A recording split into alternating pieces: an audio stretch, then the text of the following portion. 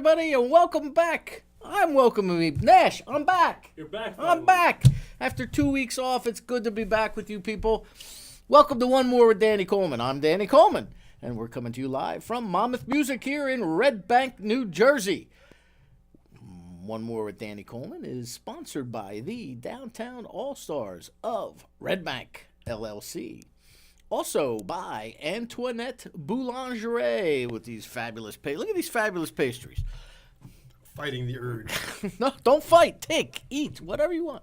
And by this very establishment, Monmouth Music. I want to thank Mario Di Bartolo, the incredibly talented owner, for allowing us to set up shop here every Monday night. So we are coming to you live, as I said, from Monmouth Music. It is One More with Danny Coleman.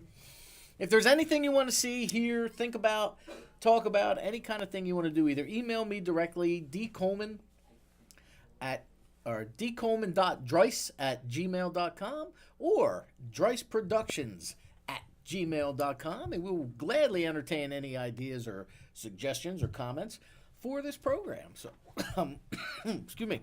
My guest this evening is singer, songwriter, guitarist extraordinaire, the man with the magic stick. Don't forget it's mighty. The mighty magic stick. That's right. Mark Aaron James. Hello, Mark. Hello. Great to be here. A pleasure to meet you. Thank you so much. Excuse me. I only spoke with you, actually, via telephone a couple of weeks ago.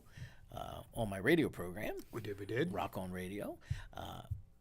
It's a pleasure to meet you in person. I'm psyched to be here. It's a lovely little town. It was an easy drive. Yeah.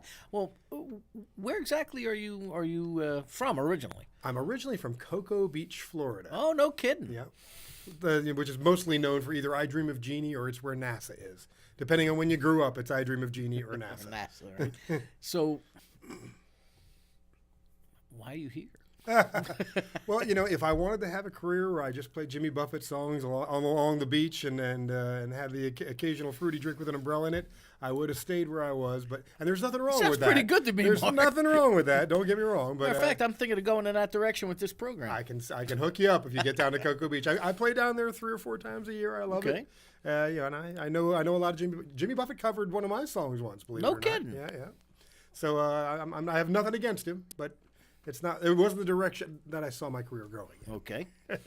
So you came up here towards New York. Well, we spoke before we went on. You said you spent some time out in Los Angeles as well. I like every musician who puts out records, I tour whenever I put it. I have a kind of pattern I've fallen into where every 2 or 3 years I put out an album, and then for a year I just hit the road.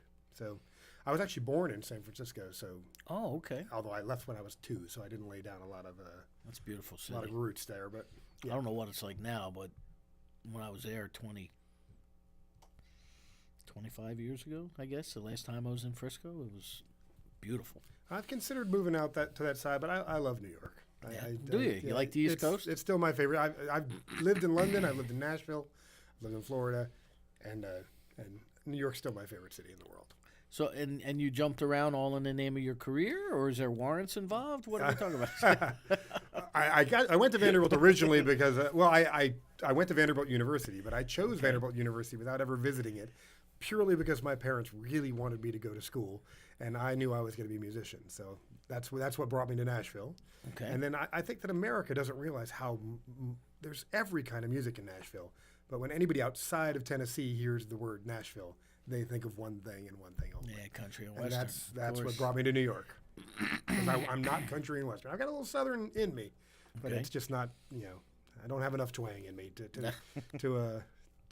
be called Nashville. No, but you have the mighty magic stick. I do have a mighty magic stick. Which is, if you're just clicking on, my guest tonight is Mark Aaron James, and he is are you the creator of this concept, or how did we come about? Because this is, tell everybody what this is. I said, this is the first nationally distributed album that is only available on a USB stick. There is no CD made of this at all. It is nationally distributed. It'll be on all the streaming services and all of it. But the physical product is only a USB stick, which allows it to have liner notes like old albums used to have. It has graphic art like albums have. Unlike a CD, which after you've uploaded it becomes a useless piece of plastic in your living room, this is a 2 gig reusable USB stick that fits in your wallet. It's the size of a credit card. Yeah, it does. That's... And it just pops out.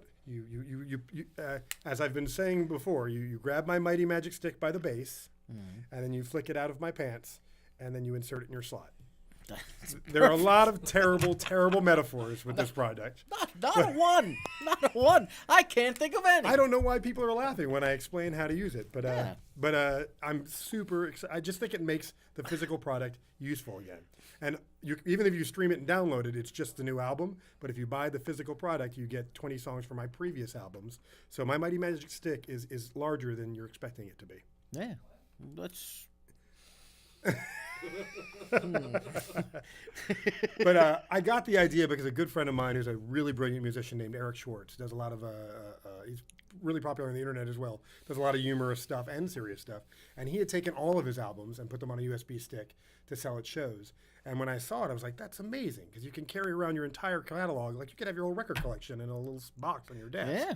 And I said, has anybody done this before? And he says, I know. Well, people have been putting music on storage devices, since the MP3 existed, but to actually release an album on one had not been done before. So I just saw an opportunity and thought, I've got to do this. If I'm going to make an album, I'm going to make it something special.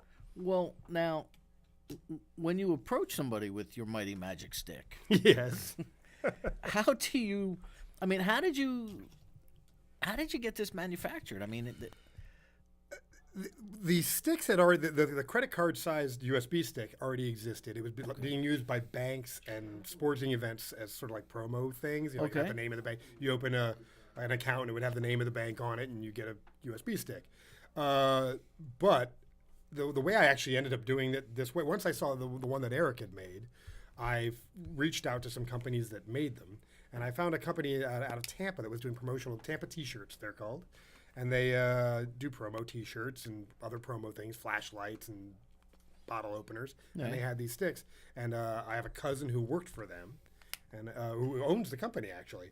And I said, they were looking for radio ads to promote their T-shirt business. Okay. I was looking to make a new album, so I made their radio ads, and in return, they helped me get the sticks made. You got to hustle. See how that works, Nash? It's all networking. Networking, my friend. Networking, yeah, that's fine. Hey, Nash, since you are the glue that holds this show together, what went on for the last 2 weeks while I was here? Did they abuse you in any manner? No, it did not. Okay, good. He was crying when I came in. Was he? Yeah. It was a rough 2 weeks when you were gone. All right, good. A rough 2 weeks. Good. Obviously, you could be soothed with the Mighty Magic Stick as well when you listen to songs like Badass Unicorn and whatever else that you have some interesting song titles. I try to be a little left of center. Really, it's the same themes. It's just I come at them from a little different angle. All right, well, we'll go back prior to you discovering you had a Mighty Magic Stick. We'll go back It has grown over time. Has grown over time. Oh, we can go everywhere with this. Mm-hmm. When did you start performing? I mean, you play guitar. What other instruments do you play? I play the piano as well, and I used to play. I actually took saxophone when I was in college, but pretty much anything that I get my hands on, I can. If I get my hands on anything on my Mighty Magic Stick, I can make it work. That's correct. I play a little bit of everything. I play a little bit of everything. So, all right. So you start playing guitar. What age? My father was a dentist, but he when he was in college, he played at a little pizza place in Atlanta. He went to Emory, and he actually was offered a record contract. He was offered the record contract for the song. Back then, they'd have a song and they'd give it to the artist, and he was offered the song "Down in the Boondocks," which became a hit for. I can't remember his name now. Oh God! Not Bobby Goldsboro. Billy Joe Royal. This is way before I was born, obviously, because my dad. Is that the one that goes down in the boondocks? Yeah, okay. Yeah. All right. So he turned it down because he was in dental school, but he always played guitar and kept. So he was like Hermie from Rudolph. He wanted to be a dentist. Exactly. So wow. I think I'm kind of he's living vicariously through me now. I'm kind of doing what he was meant to do. Oh, well. But he taught me how to play guitar when I was starting around when I was 8 or 9 on a little miniature guitar, and then I went to a summer camp for a lot of years. And if you're the guy who plays guitar, if you're the kid who plays guitar in summer camp, you're in. You're the guy. You're the main man. Playing around the campfire, and the Color War has a big song festival at the end of it. You win all the points for it. So it really reinforced that, I love doing this. That's great. So when did you start writing your own music? That summer camp, I'd written a couple songs, just goofing around with it. But the summer camp was celebrating the 100th anniversary, or maybe it was the 200th anniversary of the Statue of Liberty. They had a big plywood Statue of Liberty, and I wrote a song for the Statue of Liberty festival thing that we were doing there. And the next year, they put it on the camp album, because the camp had an album every year of all their cheers and chants and stuff like that. And the next year, I heard people singing the song, my song, at campfires and stuff when I wasn't even there. And it just, it really, I was like, wow, I write songs. And that kind of, from then on, I just started writing. That's kind of like the watershed moment, right? It really, I remember hearing it like at bedtime, the younger kids were singing, like I was outside a cabin and heard them singing the song. As a musician, I think, are you familiar with the harmonica player, James Montgomery?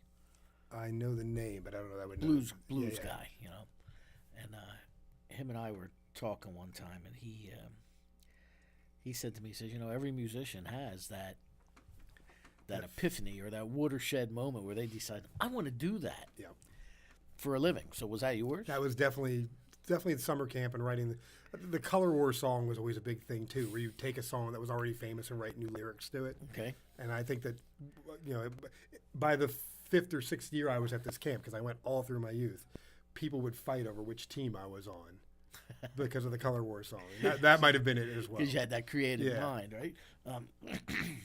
So how many discs do you have? This will be my 9th studio album. Oh, wow. Yeah. Okay. Have they all been recorded on the East Coast, or? Well, right out of, I should say, I wish I hadn't recorded my first one, because it was right out of college, and I hadn't really learned. There's a real craft to songwriting, and I think most beginner songwriters really start from an emotional place. Is that why you went to Nashville? That is why I went to Nashville. And that's what I learned in Nashville, too. And it's a great place to learn how to be a better writer, because they do writers in the round there, where you're sitting in the middle of the room and the audience is around you. Mm-hmm. And if you're not as good as the writer before you and after you, you're the bathroom break. Right.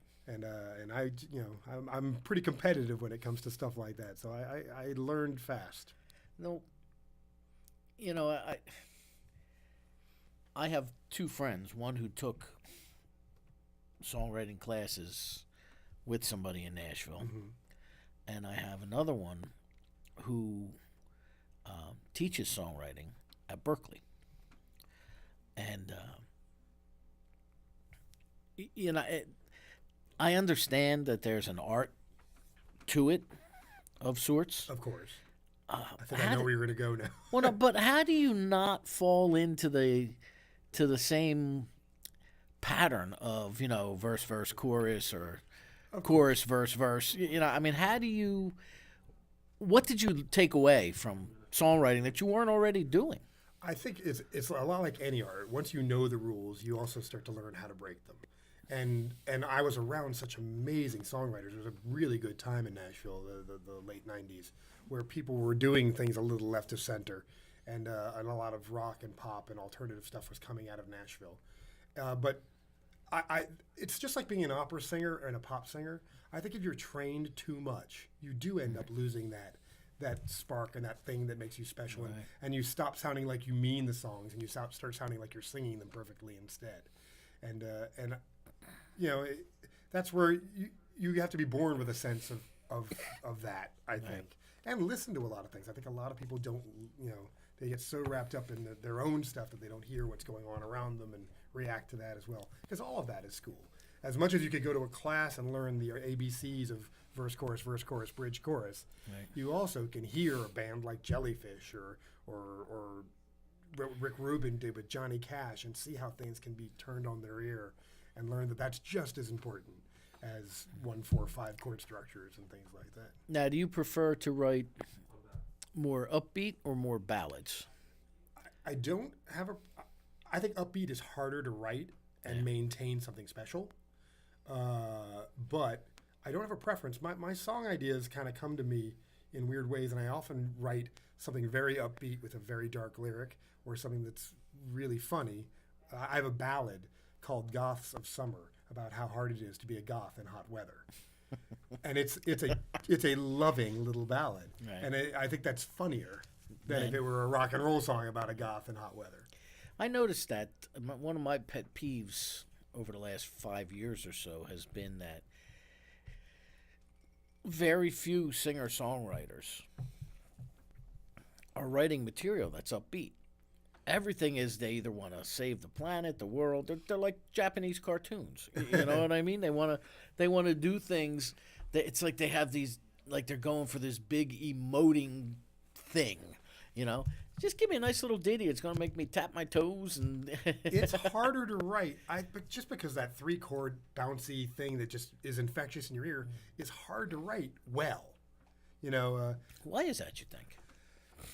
Well, first of all, almost everything's been done. And Of course, they also all say it's easier to write when you're sad or mad. well, You know. it is.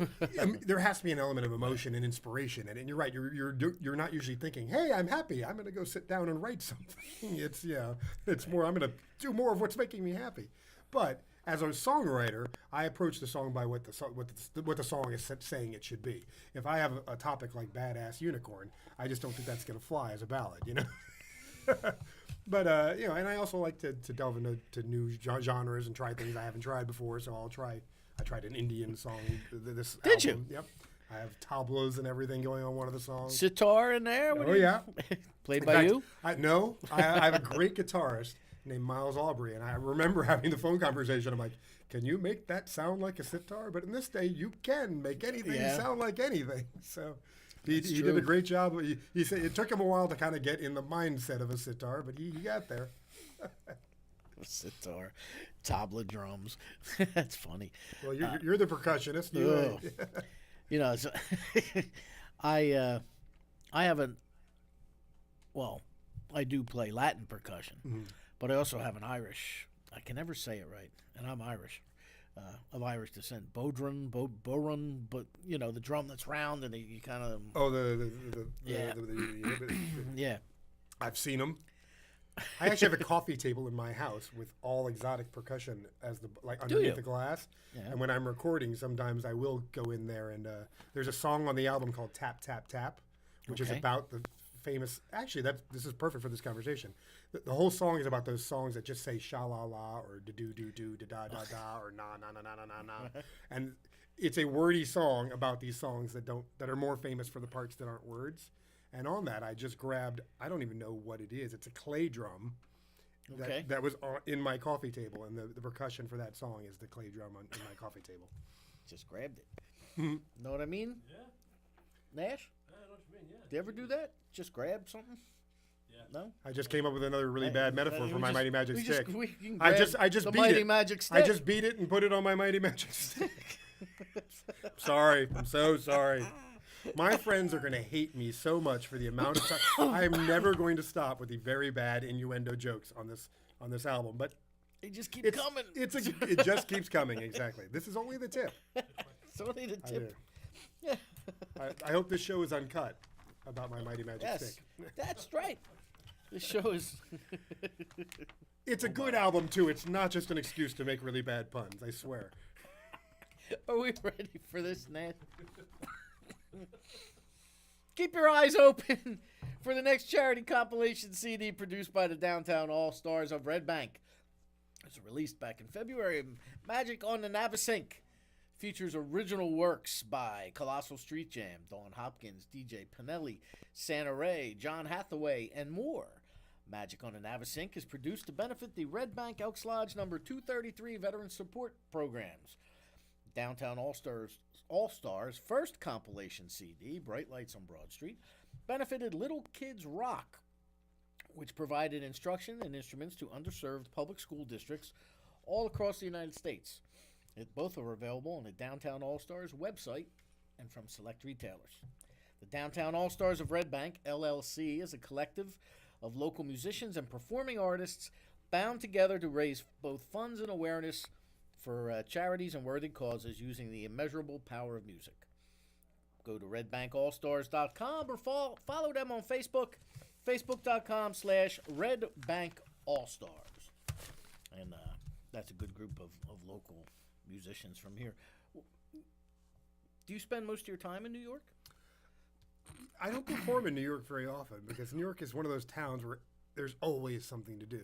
So if I do a show more than once a month in New York, I find I'm competing with a million wonderful, wonderful things. Yeah, this is true. So are you a Jersey resident now? I live in Jersey City, which is basically it's still kind of New York You can see light. New York. Exactly, it's right across the water from the financial district. I did a gig up there at the Fox and Crow.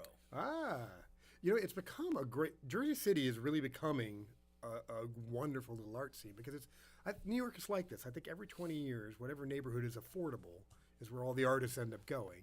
And then they get forced out as it becomes more and more popular. And Jersey City is just one of those towns where a lot of artists have been, gradually going to more and more and more. And now they've got a great little downtown scene. They've closed off the main part of downtown street, so it's pedestrian, and there are a lot of venues featuring live music. So it's been a good time to be there. Okay, so where do you gig mostly then? I try and run. I do a writers' night where I invite other writers to play with me and do a show like that somewhere in Manhattan, usually once a month. Okay. And then I also I do some appearances in the Jersey City venues as well. And then I tour a lot. I play a lot of house concerts. Has become my big thing now. I literally flew here yesterday from Washington D.C. where I did 2 house concerts, and I'll be going to Tampa, Florida next week. And then Asheville and Charlotte, North Carolina the week after that. So, and whenever I play a venue in any one of those major markets, I also do 1 or 2 house concerts in the outlying cities around it. That's fantastic. A lot of artists are doing it. How do we find you, Mark?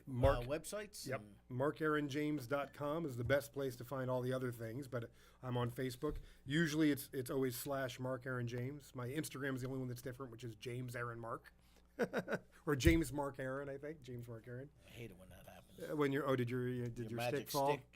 Went down. Well, you can't. It can't be up all the time. Why not? I don't know if I don't know if it'll be usable as a stand. If I think you listen to this for more than 4 hours, is there you should call a doctor. Yeah. Woo. So where can they get their hands on the Mighty Magic Stick? Well, you can stream my Mighty Magic Stick or download it at all the major music outlets, of course. But you only get the new album if you do that. If you buy the physical product, which you can get right now at markaaronjames.com, and it will be available on CD Baby as well, and I believe Amazon as well. Okay. You'll get the stick, which has the 20 greatest hits from the previous albums, and the Mighty Magic Stick album, plus all the lyrics and liner notes.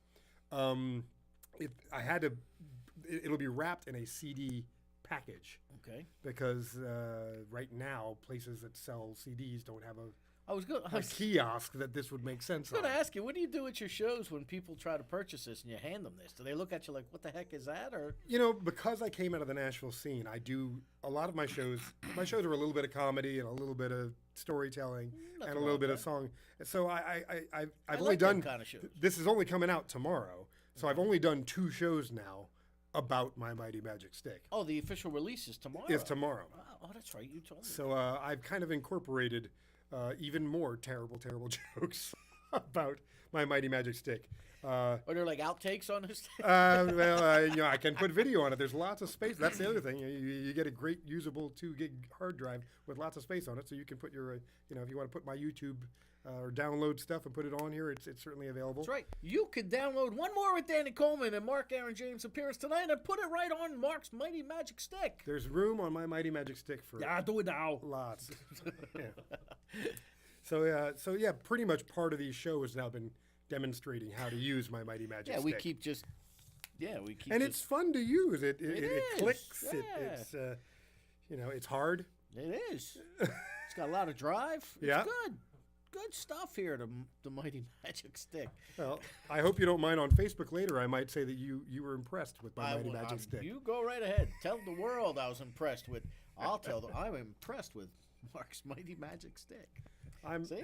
Nash, aren't you impressed? Very impressed. See? Very impressed. The whole staff is impressed with the Magic Stick. I hope you will share my Mighty Magic Stick with your friends. I will share your Mighty Magic Stick with your And I will say that once you've bought my Mighty Magic Stick, it's your Mighty Magic Stick. Whoa. So, I'm helping out. You are. I'm doing good things for the world. You are. Like, you can never be alone if you have the Mighty Magic Stick. It's good at parties. It's mostly an upbeat album, so Is somebody keeping track of how many bad puns and innuendos we've come up with? I have only done 2 shows for my Mighty Magic Stick yet, but at both shows I was given new jokes that I have somebody pointed out that if this piece broke off, my Mighty Magic Stick could be a choking hazard. Oh, I enjoyed that very much, and if it broke off, it'd leave you feeling shallow. Well, wow. Yeah. I think you can get that fixed, though. Now, when you were recording this album, how many tracks? There are 13 tracks. 13 tracks, okay. Were there any restrictions because it was going on something this? I mean, how do you pick Actually, if something? anything, I could fit 2 more albums on there. I've only used one. I mean, in the recording process, not the amount of space on the stick itself, but the like while you were recording, were there any problems with the compression or the mastering or the? No, I did it just like on the stick is actually 3 different formats because I don't know how different people are going to listen to it. Okay. So if you, for example, if you're an Apple person, it's got AIF.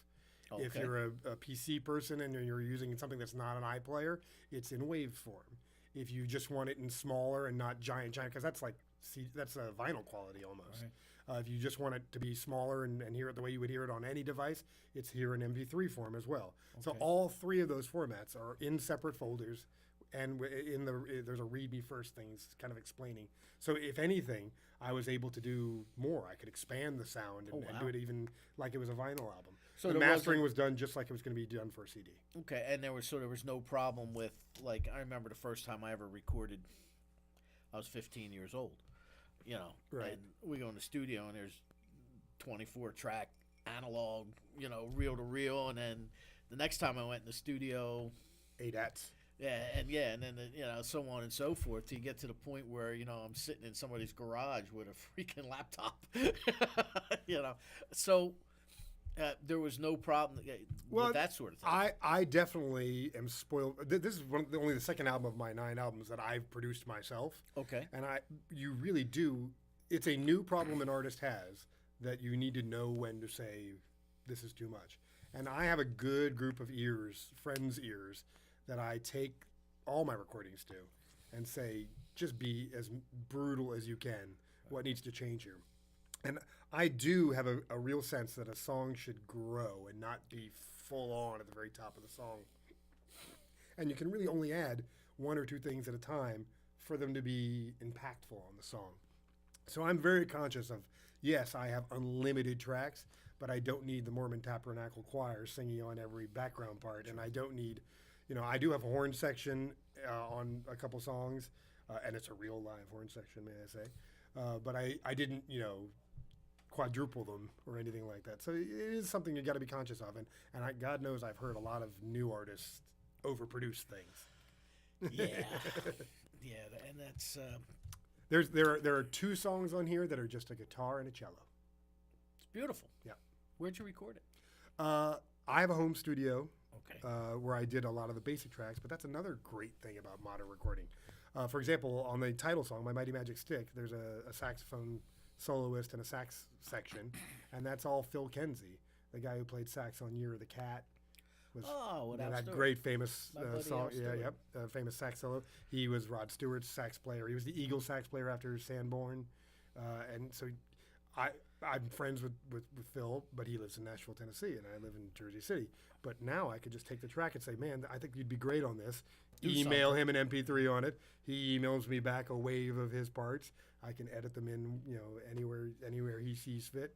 He, gives me 4 or 5 tracks to choose from, and that would have been almost impossible. Yeah. You'd have to send reel-to-reel tapes to each other, Yeah, years ago. So a lot of people participate. I have friends in London. I have friends I have many, many great musical friends who participated in this album via just sending it over the wires. Great. So this comes out tomorrow? Tomorrow is the official release. My Mighty Magic Stick is releasing all over the country. Ooh.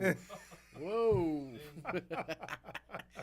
And when are you going to hit the road? Well, I already did 2 shows in D.C., as I said. On the 19th and 20th, I'm playing in Tampa. And then where at in Tampa? I'm playing a place called Luna Zoot Concerts. It's a private residence that has a basement that does live concerts every Oh, month. nice. And I'm really looking forward to that. And I'm doing a house concert. Like I said, whenever I do a venue, I always plan a house concert around it. So it'll be a house concert after that. Ybor City. Yep. Oh well. That's down around Tampa, Nashville. You know the West Coast. Yeah, my parents are either on the lam or in the witless protection program, one or the other, because they tend to want to move Really? quite often. And when my father first retired, they moved to just outside of Orlando, not in Kissimmee, but Staying west and not east. yeah, heading Cocoa Beach is directly east of Orlando. Orlando, right? So they moved just outside of Orlando, and they loved it there, but they had to drive like 30 miles to get to find a Walmart, believe it or not, unless you wanted to go out and fight the Disney traffic on I-4. Yeah, Orlando's kind of tough. So they moved further south. They moved down to a place called Lake Wales, I don't know Lake Wales. in a gated community called Lake Ashton, which is down around Lakeland, heading between, there in Tampa. So you've seen a bit of Florida. Yeah, I've seen a lot of Florida, but now they're in Myrtle Beach. Go figure. Which is where I should be again. Well, I made a rookie artist mistake, but it worked out in that I started booking these gigs before I had my Mighty Magic Stick in my hands. Oh. And that's scary to do because if anything goes wrong, especially since this was a new format and I'd never done it and didn't know it was going to work and all that sort of stuff, if it didn't come out on time, I was not going to have my album at my shows for my album. And it did work out, but I stopped booking after May. So I know I'm going to start now booking for June, July, and August. I know that I'm going to do Nashville, London, because I lived in London for a little while. Okay. And we're planning to do Australia in January, and then all the spaces in between. I'll definitely do the West Coast at some point, but I don't know where it's going to be. All the dates will be up on my website as soon as we have them. But, okay, which is what again? MarkAaronJames.com. Now, do you do these just you and a guitar, or do you have an accompanist, or? You said you have two tunes that have a cello. I mean, yeah, and that was also out of Nashville. I have a band, I call my band the Borrowed Souls, and I call them the Borrowed Souls because what I've done is I kind of found different members of friends' bands that I just think are really talented, and I borrow them whenever I need a band. And I've got like 3 players for everything. And there's a core group of Borrowed Souls, but whenever I'm doing television or traveling somewhere where the Borrowed Souls are collected, I played at the White House a couple years ago. Oh, did you? I had the Borrowed Souls come for that. Then I'll do a full band. How'd you get that gig? What was that for? I had a song that went a little viral online called Aquaman's Lament. It was a song about Aquaman being jealous of Batman. I wrote it as a kind of joke with a great songwriter named Michael Lilly when we were teaching guitar at that same summer camp. He's a genius musician as well. I recommend checking out Michael Lilly. And I maybe 2 years after the song came out, a guy made a video of it using the Worlds of Warcraft video game. Like he broke into the code of the video game and redressed the characters and did an entire video for it. And that went a little viral online. Okay. And it got really popular with geeky teenagers. And every year, the White House, I don't know if they're doing it now, but they did 30 Christmas concerts during December. Oh, yeah. And each branch of the White House staff gets to put a small list together of who they want to have come play. And it was right after this video had become really popular. And geeky kids are who are interns for the White House. So the interns put me on their short list of who they wanted to have come play. Very nice. And I got an email saying that I was, on the short list to play at the White House. And I just always imagined that if you're going to play the White House, that they're going to send some guys in dark glasses and, knock on your door. But it came through my junk email. Really? Yeah. So I didn't really believe it. But they just asked for some video and a bio, and I'll send that to anybody. If you'd like a video and a bio, just reach out. And so I sent that out, and then I only checked my junk email like once a month. So I was checking through it, and I saw a message that said, you've not responded to your invitation to play at the White House, where you will have to give your spot away. So then I was like, okay, let's look into this. So I Wikipedia'd the address it came from, which was fop.gov. And Wikipedia comes back and goes, that's from the office of the president. So I copied and pasted the address in Wikipedia, copied and pasted the email in my junk email, and sent it back via my regular email just to see what would happen. because they can make it where it clicks to the wrong thing and it's just spam or whatever. And they responded back, and I was like, oh my God, it's real. It's legit. But it wasn't until they actually let me in the White House that I believed it. Like when the dogs were sniffing our instruments, I was like, okay, it's real. Wow. Is that what you have to? Oh yeah, through? Yeah. You go through like a little tunnel where there's where also things are sniffed, and they bring a bunch of dogs up to your instruments, and the whole band had to have their instruments checked, and we got patted down into the metal detector. But what was great was at the gate there was a woman saying, "I've got an appointment." And she has a piece of paper and she's tapping on it, and he's like, "I'm sorry, ma'am, we don't see you on the list." "Oh, Mr. James, come in." I was like, it's beautiful. Did you get to see the president? I got to hear him say our name, but I did not get to meet him. I met the dog. You did. I did meet the dog. Cleanest dog I've ever seen in my life. That was a A water, something kind of water dog. Yeah, my Bo. Bo was that Bo the is the name of the dog. And I'll tell you what, I give this dog props because a lot of dogs, if 20 people reach in to touch a dog, it's going to freak out. Right. This dog was like, "Yeah, I'm Bo. Go ahead, touch me." He was used to it. So he had to smooth the meter. He was like the president. He was the right dog for the job. Wow. So. And I got a nice letter from Michelle Obama thanking us for playing as well, which very is cool. framed in my house now. There you go. Did you make copies and give it to the band? I didn't. I should. Oh. I mean, yeah, it's in the mail, guys. So. You should shrink it down and put it in with your magic stick. I will absolutely be sending them Your a copy mighty of my magic stick. Yes, I will be sending them a copy. And when that pops out, it'll shoot out. See? That's what you got to do. Boy, you're going to fire Peter after this. No, it makes me feel safe that you're making worse jokes about it than I am. I feel like I'm not stepping over any boundaries. Worse jokes. Well, more complex ones. Let's call Right. it. I hope he's tuning. Peter, are you tuning in? You sent him to me. Remember that. Actually, Are you saying that Peter sends you pictures of my mighty magic stick in the mail? he does. Oh. That's what you pay him for, isn't it? Well, wait, he turned that around and made it about me. Okay. I pay him to promote my mighty magic stick. How do you do social media wise? You have Twitter accounts. You have. I have, I am a little too old school for my own good. I don't do it enough. I've always been a big Facebook guy. My MySpace is amazing. No, I'm just kidding. I'm not that old school. If you find out my password, let me know. I'll let you know. And I've become a pretty good tweeter. I especially like to tweet at midnight jokes and stuff like that. But I've just gotten on Instagram.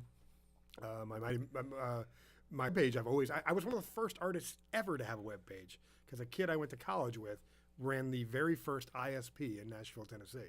Oh, no kidding. So I think I had the second web page in Tennessee ever for a musician. Okay. I mean, mind you, you couldn't download a song because that would take 8 days over dial-up. But I did. I've had a web page forever.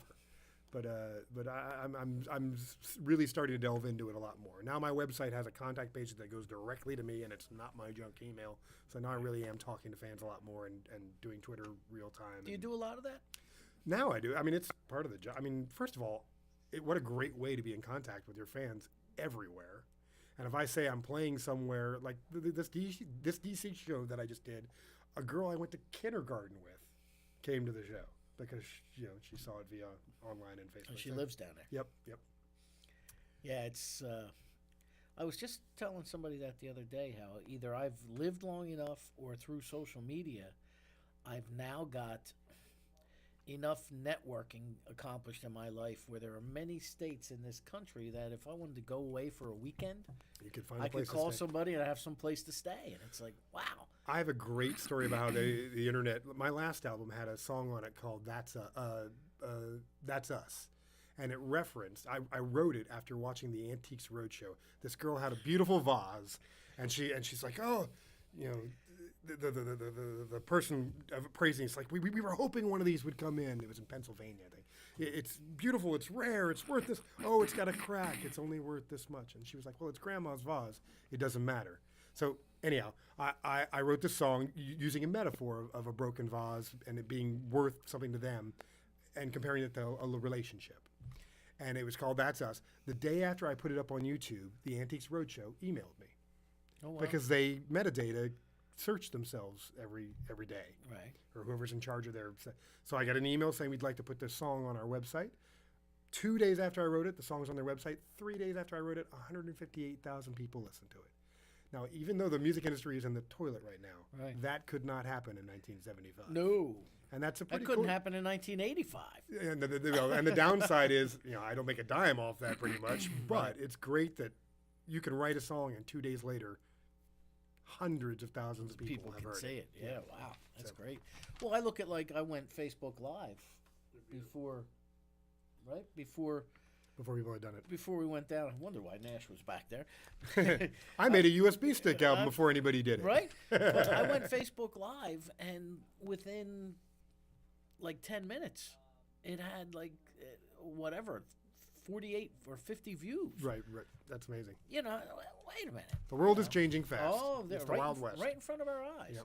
Like these pastries. Nash, you did a fine job of stacking these pastries. Antoinette Boulangerie specializes in creating delicate and sophisticated works of art using only the highest quality ingredients. Located at 32 Monmouth Street in the heart of downtown Red Bank, New Jersey, they're a fully operational bakery with all of the baking done on premises daily. In addition to their handmade variety of croissants and Danish, Antoinette's also offers a dizzying array of traditional French pastries, macaroons, cookies, and savory treats. You can find them online at AntoinetteBoulangerie.com, and Boulangerie, Boulangerie. And I want to thank them for providing us with these pastries each and every week, and they provide us with coffee and milk. And I also want to thank Mr. Pizza Slice for helping us out with the pizza every Monday night that we have here for the cast and crew, so to speak. It was good stuff. I had a slice. Did you have a slice? I did. Yeah, so we had margarita and plain, I think, tonight, right? So I want to thank Mr. Pizza Slice for doing that for us. And again, if you're just clicking in, this is One More with Danny Coleman. I'm Danny Coleman. That's Mark Aaron James sitting over here to my right, your left, if you're looking at that camera, and probably this camera too. No, I don't know. Not sure. Wherever they are. You're like a centrist. So Mark is here promoting his latest release, Mighty Magic Stick, which is the first full-length any album, I guess, right? Or CD, record, first full-length recording released entirely on a USB stick. And if you're just tuning in, you missed a ton of really bad puns and jokes, but that's okay. So if this... Well, let me rephrase that. When this becomes a smash, will there be more follow-up? I mean, how many more magic sticks can you produce? I'm hoping. I think this is a logical. We're not going to avoid going to a streaming culture. There's no doubt about it that the next thing music is going to be is where it just comes streaming in from wherever you're listening to, in your car, whatever. Sort of like what radio, but personalized. But if you're going to have a physical product, if an artist is going to sell something that's physical at their shows, computers don't even have a CD drive anymore.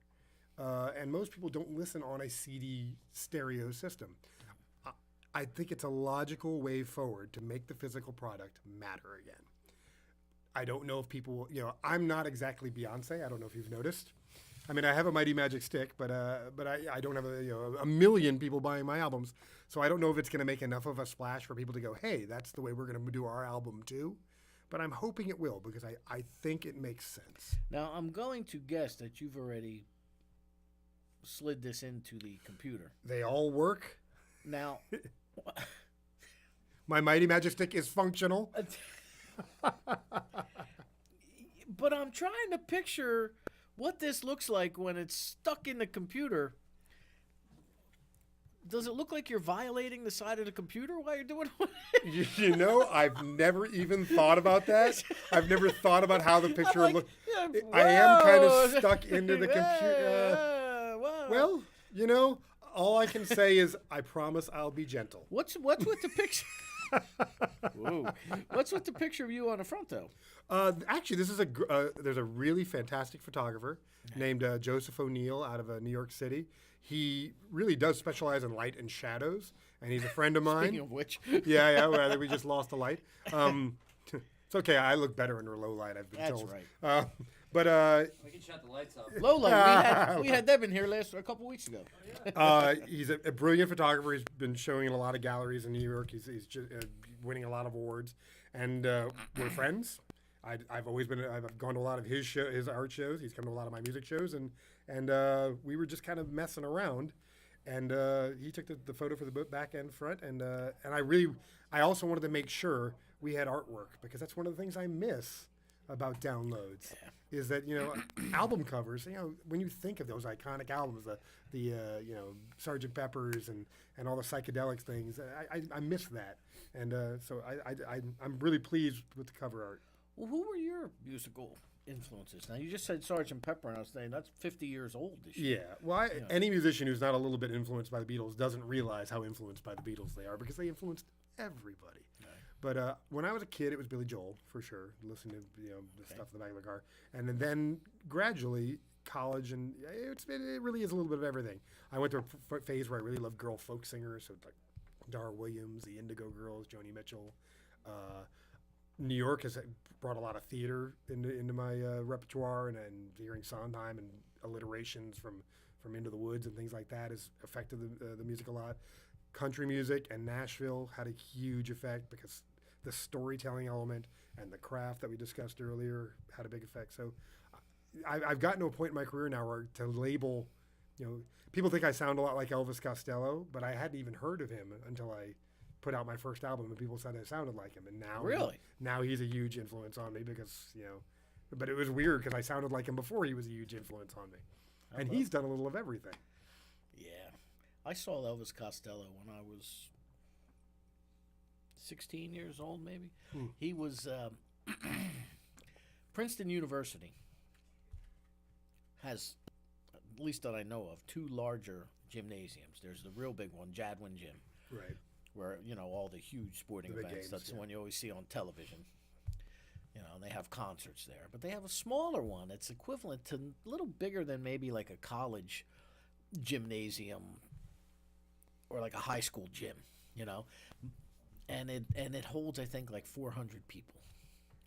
What a great place to see Elvis Costello. I saw Elvis Costello there, and he had, as I just found out, there was a band on Berserkly Records, who Greg Kinn used to record on Berserkly Records, and they're called the Rubinos. Okay. Okay. They're bad. I have no idea how they got a record contract, but they're a big hit. They opened up for Elvis Costello. I hope the Rubinos aren't watching. Yeah. Apologies to the Rubinos. No, don't even apologize. You were bad. They opened up for Elvis Costello. None of their material, the crowd was like, boo, trying to get them off stage, right? Their last hit, or the last song that they did, happened to be their only hit, was a remake of the Archies, Sugar, Sugar. Right? Yep. Oh, honey, honey. Yes. So that was their big feat. And that was the last tune they did. Well, then Elvis Costello comes on. Half hour late, plays 55 minutes, walks off stage. No encore, nothing. Not even an hour. Wow. Everybody was standing there like, what just happened here? And then yet I've heard other people say, oh my God, it was one of the best concerts I've ever seen. He was an angry young man back then. Remember he changed songs on Saturday Night Live and got in a lot of trouble too back then? Yep. So, yeah, that's true. I did get to meet him once. Did you? The only negative review, I've been very blessed that most of my albums get very positive reviews. Okay. I got one review in Time Out New York, before I lived in New York, that for one of those early albums that I should have waited before making. And it said I was a lesser Elvis Costello. Really? Which isn't that bad of an insult, but it's, you don't want to be a lesser anybody. Or I don't want to be, I'd rather sound like a mediocre me than a lesser somebody else. Correct. Anyhow, when I did the Letterman show once. Did you? I did. And Elvis Costello was the other guest. Okay. I actually got bumped from that show and moved to the next show, but I got to be backstage when he was there, and I told him, I gave him my album and said, I'm a huge fan. I want you to my only negative review I've ever gotten was being a lesser you, and I considered it the greatest compliment ever, and gave him my album. I don't know if you ever listened to it or not, but that was my Elvis Costello experience. He was very gracious. What were you doing on Letterman? I, I had a really lucky break where I was the substitute. When I was in Nashville, I don't listen to a lot of country music, and they needed an extra for the Country Music Awards, Okay. who could sing and was as tall as Vince Gill, because they do 2 weeks of rehearsals, and Vince Gill can't be there for 2 weeks.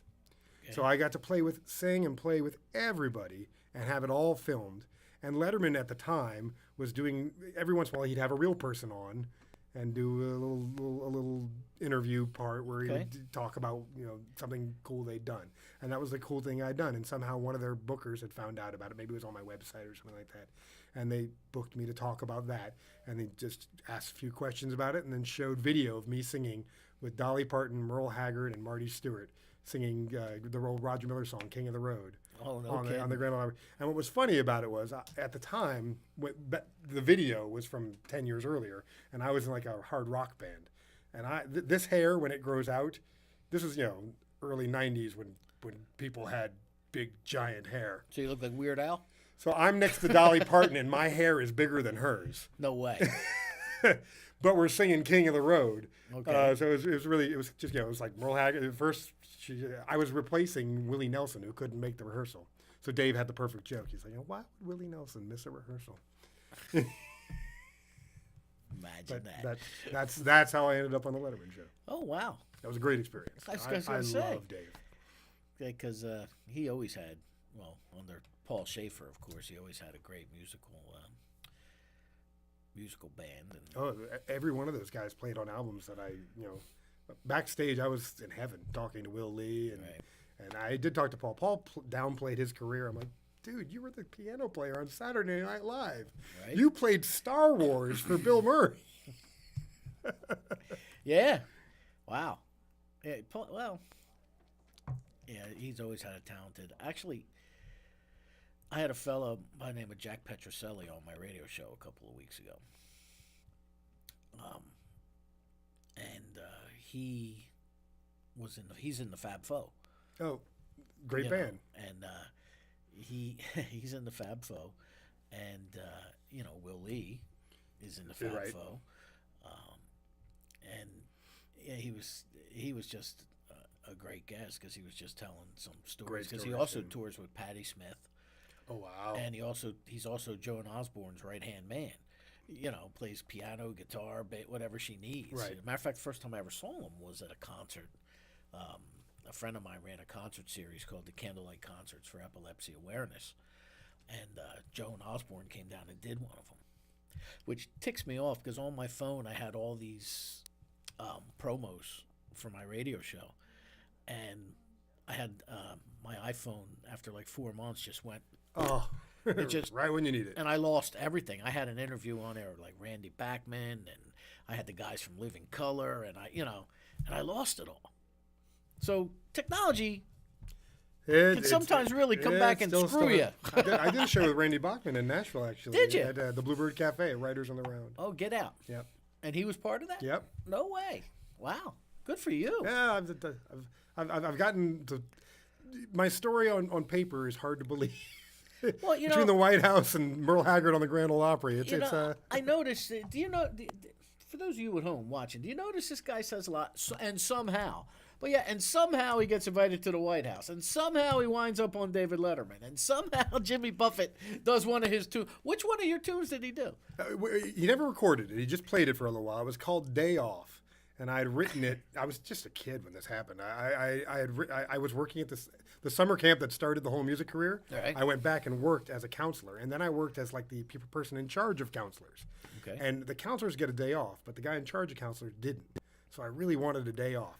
And I, instead of writing about a summer camp, because everybody can't identify that, I made it a guy in an office in New York, and singing "I Need a Day Off." And I intentionally wrote it like a Jimmy Buffett song. Well, the guy who was owned the record company that this first album came out on was a guy named John Loudermilk. I know that name. Why do I know that? His dad was the guy who wrote Cherokee People, There you Cherokee Tribe. It had a baby Paul hit song. Revere and the Raiders. I don't think it was Paul Revere and the Raiders. I think it was that- John Loudermilk had it as his own hit. I Has his think. own? Or at least he wrote it. I don't know. Okay. So And he was a big guy in Nashville, and his son ran this record company, and he was friends with Jimmy Buffett. Oh, and wow. he got the song out to Jimmy Buffett and said, this sounds like you. Yeah. And every once in a while, Jimmy Buffett does a cover song. So he was on the Banana Wind tour at the time, and throughout several shows during that show, he did it as an extra song. No kidding. So it gave me a lot of clout in Nashville before I deserved it, because I really wasn't writing great stuff, but I'd been listening to Jimmy Buffett enough that I knew how to write a Jimmy Buffett song. Yeah, right. But the beauty of that is, you say, I don't know how, somehow I got lucky enough. I also work really hard. I was going to say that I was do the whole work point. really I hard. know you got to be working your rear end off if these breaks are coming to you. It's a weird time to be a musician. I feel like if I were just born 20 years earlier, I could have been in that Billy Joel, James Taylor group. But instead, I'm going to be playing at the White House every once in a while, but also playing in people's living rooms. Well, how do you write your material? Lyrics first, Usually, melody. What pops in? Is it mostly done on a guitar or the piano? it is mostly done on guitar now. I used to be more piano based, but now I'm very guitar. Nashville made me more of a guitarist. Okay. But I usually come up with the idea first. So, for example, Badass Unicorn, or I came up with the idea, the title song for this album is called My Mighty Magic Stick, because I knew I was going to put it on a USB stick. So once I have the idea, I'll sit down with the guitar, mess around with some chords, find something that speaks to me with that idea in mind, Okay. and usually come up with the melody line and the guitar part then. And a lot of the lyrics then. But because of that Nashville training, I'll then go back and really hone the lyrics into something special. I want people to be able to hear the song first and think it's great, and then go back and find cool little things in it. So this album has a lot of musical references to other songs. For example, on My Mighty Magic Stick, the horn part is the same guitar part as Billy Joel's The Stranger. Things like that. Gotcha. And there are lots of references to other songs. I'm gonna name drop a little bit here. Larry Coryell. He was considered the father of jazz fusion guitar. Okay. Right? He passed away back in the fall. Fortunately, about a month before he died, I was lucky enough. He called my radio program like you did, and I was also fortunate enough to be able to interview him. Fantastic. And he said, if you're a musician and you don't listen to what the other instruments in the band are playing, he said, you're doing yourself a disservice. It's a fact. And he said that because he said, half of my solos, he said, I take from somebody else's solo. He says, I'll hear the sax player or the clarinet guy do something, or the bass player take a riff, and I'm thinking, man, that'd be a great solo. And when it's my turn, I got that in my head, and I just build off of that, He said, if you don't listen to the instruments around you, you're really not. I find that's true of lyrics and music. And Okay. there's a song on this album that has a trick in it that I've told nobody. You're the first person to hear this. That Indian song I mentioned is called Meet Me at 7. It's about a person whose girlfriend is always late. Okay. Okay. In the song, the song stands alone on its own as about that. But throughout it, the song lyrics are actually referring to the chord structure of the song. So when I say meet me at 7, it's the 7th chord. Right. And I got that idea. It says you're at work at 5, and when I say the word 5, it's the 5th chord. fifth chord, yeah. When I say this is the bar we have to set, it's the only bar chord in the song. Right? Oh, no kidding. So I got that idea from Leonard Cohen in Hallelujah. It says it starts like this: the 4th, the 5th, the minor fall, the major lift. In that line, he goes from the 4th to the 5th to a minor to a major. Oh, wow. Referring to it. So in the song, I actually say major, minor, or major. It's just a trick I won't fall for again. Directly referring to the Leonard Cohen song. And it's a geeky little trick that only an orchestra musician would get. But things like that make it interesting for me, and I think it's another level of enjoying a song. And I love putting stuff like that into a song. So Oh, wow. I agree. Jazz players do that all the time. They'll hear a riff in the solo before them, and then they'll play off that Yeah. riff. Well, and the beauty about jazz, I have a friend who's a jazz pianist and a fellow by the name of Rio Clemente. And Rio says all the time, he goes, I play jazz because it'll take me as far as my mind will let me. It's he very said free it's so form. and that's why I like the blues. That's why I love to play the blues, because there's just, those simple 3 and 4 chords, but you can silence a room with a hi-hat choke. The on way it I as a drummer, described my Mighty Magic Stick when I wrote that song was I want to do like sugar in my bowl. Gotcha. Which is that great blues tradition Yes. of taking something and making it a little dirty. A little dirty. But you're correct. never saying it's dirty. Well, my Mighty Magic Stick is directly referencing that. It is absolutely putting some sugar in my bowl. Well, we're going to let you show us some stuff live. You're going to expose my Mighty Magic We're Stick? going to expose his Mighty Magic Stick to you right now. We're going to let you play a couple, and then we'll come back and wrap it up. Fantastic. And while you're doing that, I'm going to go over here and see my man Nash, the glue that holds this program together. Fantastic. And we are going to talk about this fine establishment, otherwise known as Monmouth Music. Monmouth Music, located right here at 30 Monmouth Street in Red Bank, New Jersey, is owner-operated by none other than Mario DiBartolo. Monmouth Music provides lessons to students of all levels here by their long-tenured teaching staff, and they also have for sale or rental school orchestra instruments. Monmouth Music is also home to Bob Pinto's Guitar Hospital, actually, I believe it is. Bob Pinto's Guitar Hospital, and they have an in-house amplifier service by BP Electronics. Now, if you're cruising through Red Bank or you're in the area, pop on in, because you know what? You never know who you're going to find here in Monmouth Music. With the Count Basie Theater right down the street, all kinds of luminaries in the music industry stop in this Monmouth Music and chat with Mario. So come on down and visit Monmouth Music. You will not be disappointed. So there you go. My guest again this evening was Mark Aaron James, and his website is markaaronjames.com. He's got a new release, first ever disc out, or not, it's not even a disc, first ever music out on a stick, on a USB. So, without further ado, as they say, I give you Mark Aaron James.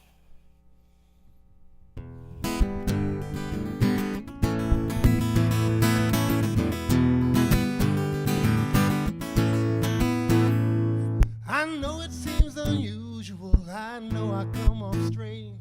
I'm too old for a toy and I'm too young to use a cane. Best not to take it lightly, boy, don't judge a man too quick. Just know that I walk softly, cause I've got a magic stick, my magic. Gods would play with thunder and the lightning hit a tree.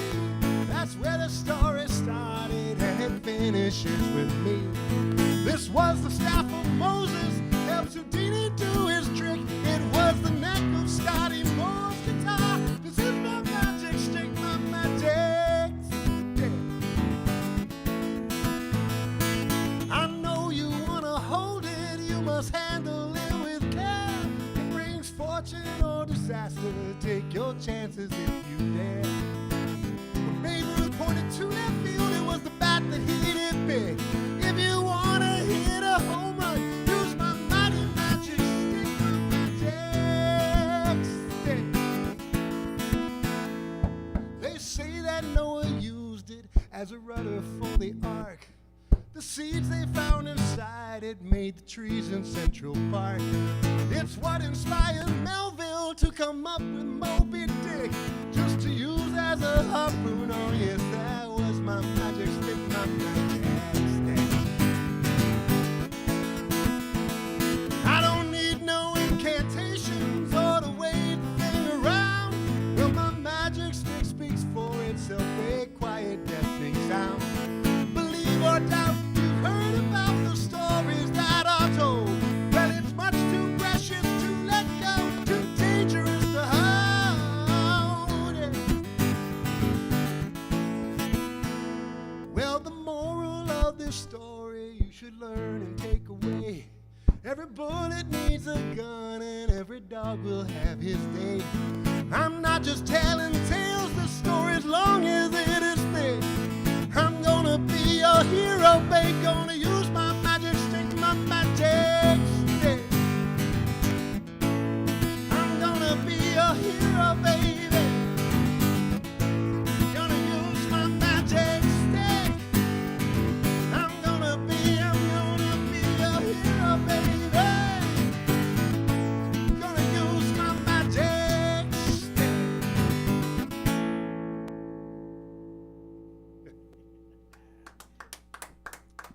Hope that put some sugar in your bowl there. So this is the second single from the album. Thank you. I'm going to use a little bit of looping here. All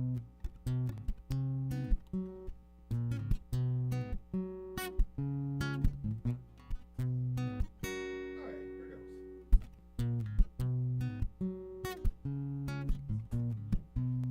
goes. Badass unicorn. Badass unicorn. Badass unicorn.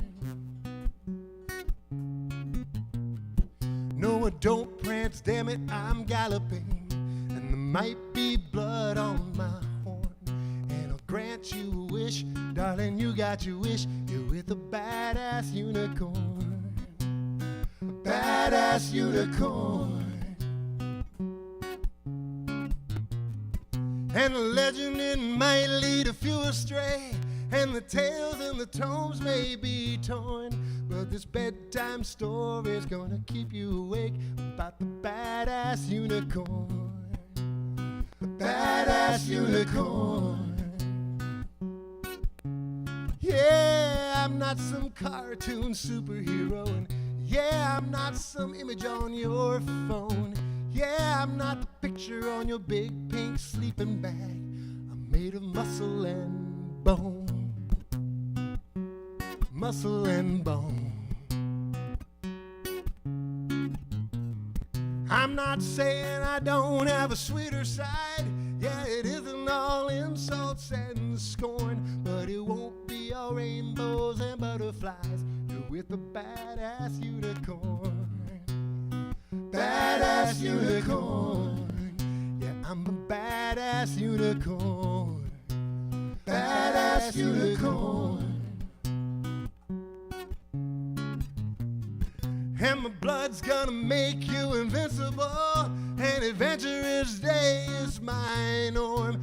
Jump on my back and we'll go on attack. You're with a badass unicorn. Yeah. Badass unicorn. Yeah, I'm not your My Little Pony. And yeah, I might not come when you call. Yeah, but I won't be a phony like those posers tacked up on your wall. Yeah, those posers tacked up on your wall. If you want some control, you can grab the reins. After all of our oaths have been sworn, I will be by your side. You want me by your side? I'm a badass unicorn. Badass unicorn. I'll be your badass unicorn. A badass unicorn. I'll be your badass unicorn. Badass unicorn.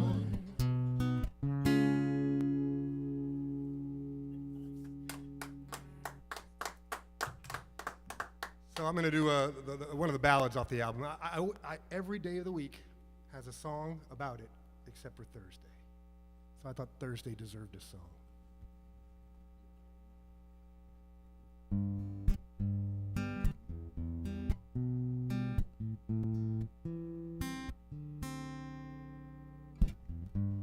You and me, we got a Thursday kind of love. It ain't at the beginning, and I doubt it's gonna end. I can't put it all on paper, but when push comes to shove, if we lose it for a few days, I know it's coming around again. And you and me, we got a Thursday kind of thing. It's not the party of the weekend.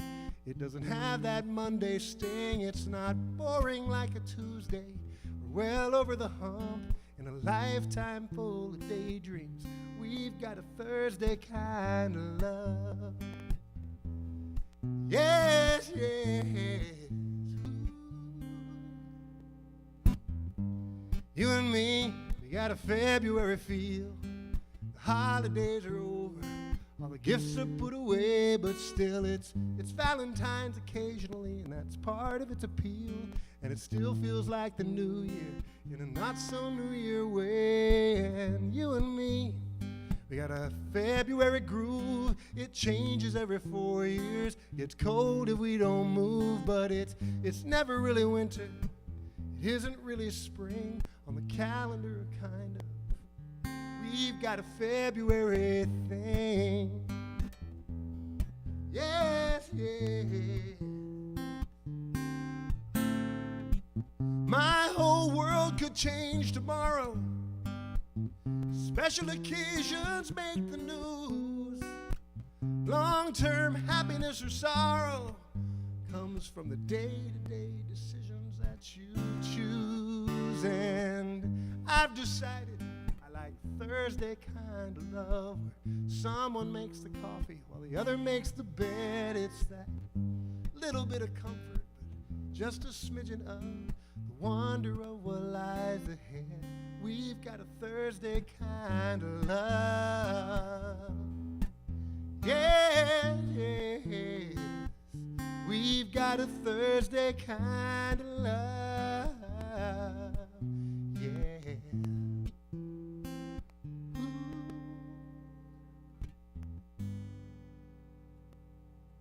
There we go. Mark, Aaron, James. I'm going to grab your stick. Thank you for grabbing my Maddie the Magic Stick. I think we're over here on this one. Thank you, Mark, for making the trip down to see us tonight and for being on One More with Danny Coleman.